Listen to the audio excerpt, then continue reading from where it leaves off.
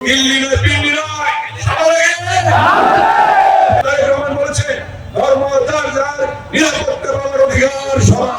খালেদা জিয়ার সালাম দেবে, তারেক রহমানের সালাম দেবে, ভোট চাবেন।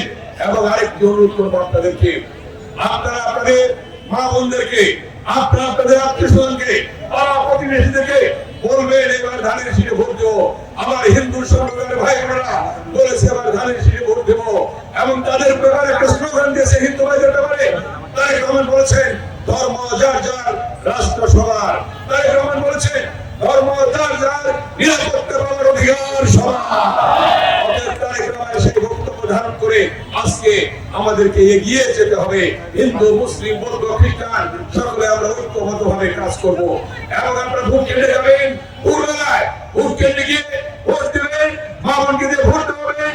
ভোট দেওয়ার পরে কেন্দ্র অতন্ত্র প্রহরীর মতো পাহারা দেবেন। আপনারা পাহারা দিয়ে ভোটের ফলাফল নিয়ে তারপর কেন্দ্রে থেকে যাবেন। এর আগে কেন্দ্র থেকে যাবেন না। সকল ষড়যন্ত্রের মূল পাঠন করতে হবে ইনশাআল্লাহ। এই কেরানীগঞ্জ থেকে আমাকে 4 বার আপনারা এমপি বানিয়েছেন, সেই 4 বার এমপি বিপুল ভোটে বানিয়েছিলেন। ৩২,০০০ ভোটের ব্যবধানে প্রথম বানিয়েছিলেন, তারপরে বিনা প্রতিদ্বন্দ্বিতা বানিয়েছিলেন, তারপরে ৭২,০০০ ভোটের ব্যবধানে আমার এমপি করেছিলেন, তারপরে সর্বশেষ ৮২,০০০ ভোটের ব্যবধানে আমাকে এমপি করেছিলেন। এবার ইনশাআল্লাহ লক্ষ লক্ষ ভোটের ব্যবধানে সেই লক্ষ্যে আপনারা এগিয়ে যান, ঐক্যবদ্ধ থাকেন, ঘরে ঘরে যান, খালেদা জিয়ার সালাম পৌঁছান, তারেক রহমানের সালাম পৌঁছান এবং ধানের শীষে ভোট চান। এইটা একটু কষ্ট করে আপনারা করবেন কিনা পারি ইনশাআল্লাহ। ধন্যবাদ সকলকে, ধন্যবাদ। আমি আর একটু দেখো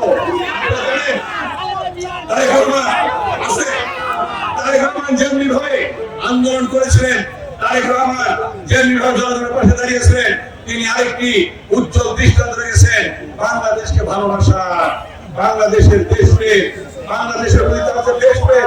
সে বলছিলেন যে দিল্লি নয়, পিন্ডি নয়,